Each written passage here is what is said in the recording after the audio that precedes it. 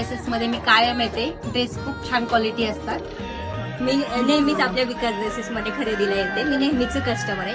मला खूप छान क्वालिटीचे कपडे मिळतात. न्यू विकास ड्रेसेस मध्ये लहान मुलांच्या व्हरायटीसाठी प्रसिद्ध असणारं सासवड मधलं एकमेव दुकान आहे.